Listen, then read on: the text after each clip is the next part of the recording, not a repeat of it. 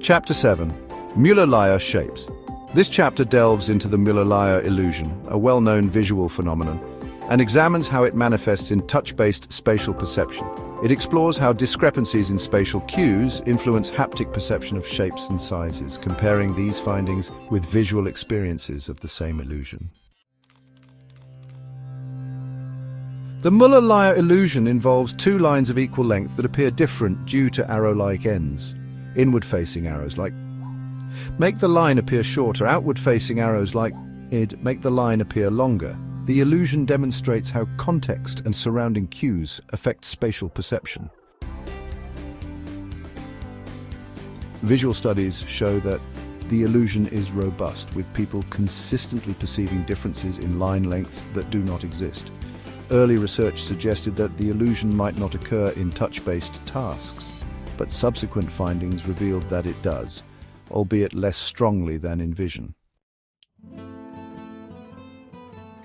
The haptic experience of the Millar illusion depends on movement time and distinctive features. Longer exploration times, such as tracing lines with fingers, increase the perception of the illusion. The orientation of the arrowheads, inward versus outward, influences how the length of the line is perceived through touch. The illusion in touch relies on the integration of tactile and movement-based inputs. Discrepancies in spatial reference cues can amplify or reduce the illusion.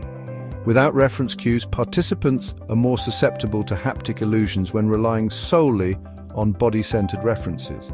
With external reference cues, providing tactile frames or external markers diminishes the illusion, suggesting that spatial context improves accuracy. These findings parallel visual studies where additional reference points can reduce the illusion's impact.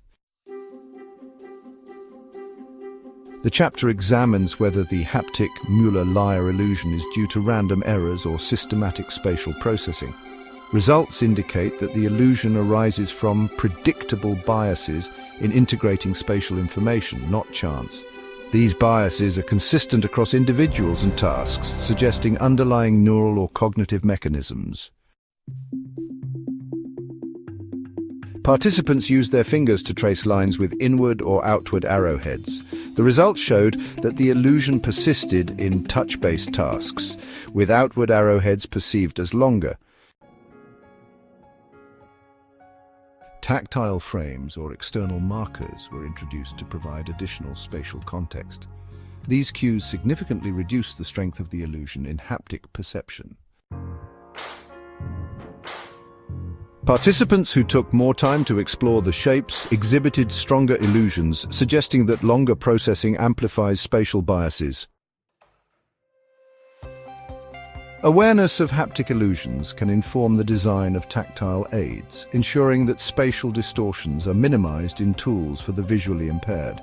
Training programs can teach individuals to use external reference cues effectively to counteract biases in haptic spatial processing. The findings contribute to understanding how the brain integrates spatial information across modalities and processes discrepancies in sensory inputs. Chapter 7 demonstrates that the Millar illusion is not limited to vision but extends to haptic perception, although it is generally weaker. The interplay of body-centered and external reference cues plays a critical role in modulating the illusion. These findings underscore the universality of spatial processing biases and their relevance across sensory